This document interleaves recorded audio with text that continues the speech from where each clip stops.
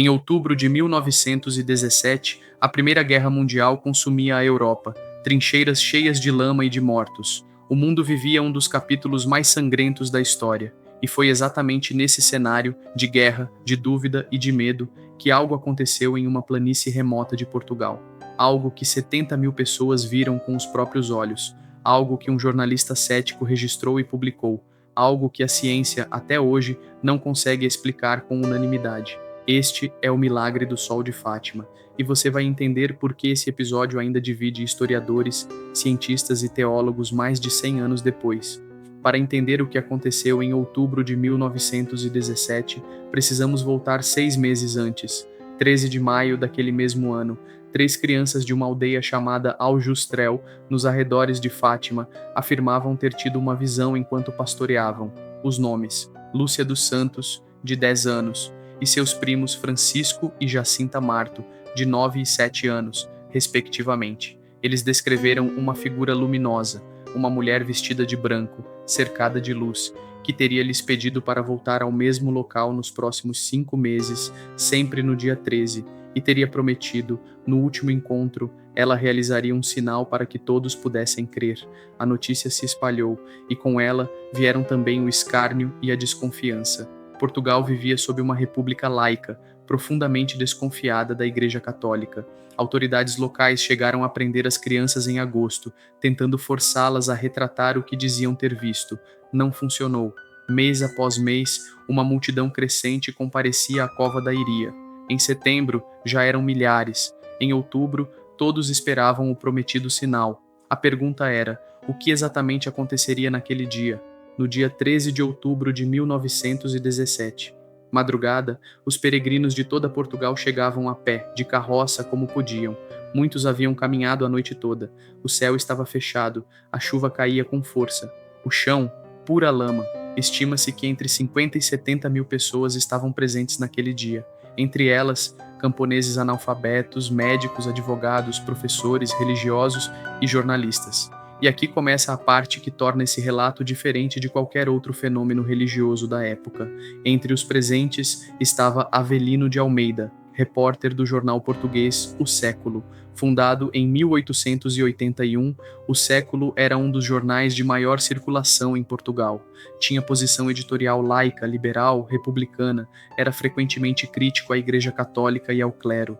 Avelino de Almeida não estava em Fátima para fazer uma reportagem de fé. Estava lá para cobrir, possivelmente para desmascarar, o que muitos esperavam ser uma fraude coletiva. Então, o inesperado aconteceu. Por volta do meio-dia, segundo os relatos, as nuvens se abriram, o sol surgiu, mas com uma aparência que ninguém havia descrito antes. Não feria os olhos, podia ser encarado diretamente. E então, começou a mudar. Testemunhas descreveram o disco solar girando sobre si mesmo, projetando feixes de luz colorida em todas as direções, vermelho, laranja, azul, amarelo, como se fosse uma roda de fogo. Durou cerca de 2 minutos. Parou, recomeçou, parou de novo, recomeçou pela terceira vez, e então veio o momento que causou pânico em toda a multidão. O sol pareceu se desprender do céu e avançar, em zigue-zague, em direção à terra. Pessoas gritaram, ajoelharam, pediram perdão, rezaram em voz alta. Muitos choravam. A sensação, segundo os relatos, era de que o mundo estava chegando ao fim. O fenômeno durou aproximadamente 10 minutos no total. Quando tudo terminou, algo igualmente inexplicável chamou a atenção. As roupas, que estavam completamente encharcadas pela chuva, pareciam secas. O chão de lama também parecia ter secado subitamente. Pessoas relataram curas de doenças. Alguns céticos declararam publicamente que haviam mudado de opinião. Poucos dias depois, em 17 de outubro de 1917, O Século publicou sua reportagem, escrita pelo mesmo jornalista cético que havia ido a Fátima para cobrir o evento com distância profissional. O título da matéria não deixava margem para ambiguidade. Avelino de Almeida descreveu o sol como envolvido em chamas, mudando de cores, girando e causando na multidão a impressão de que se precipitava sobre a terra. Um repórter de um jornal anticlerical, publicado em um periódico secular, descrevendo um milagre. A repercussão foi imediata. Nos anos seguintes, pesquisadores de diversas áreas tentaram explicar o fenômeno. As hipóteses científicas mais citadas incluem Ilusão ótica coletiva causada por horas de expectativa intensa, o efeito de poeira ou partículas na atmosfera que teriam criado halos ao redor do Sol, ou ainda distorção da percepção visual após longos períodos olhando para uma direção. O problema com essas explicações: observatórios astronômicos próximos à região não registraram nenhuma anomalia solar naquele dia, e o fenômeno foi relatado por pessoas em posições e distâncias diferentes, algumas a vários quilômetros de Fátima, que não tinham contato entre si. Avelino de Almeida, o repórter cético, escreveu que havia chegado ao local preparado para criticar e havia saído sem conseguir explicar o que testemunhou. A Igreja Católica concluiu sua investigação canônica em 1930, reconhecendo as aparições como dignas de crença.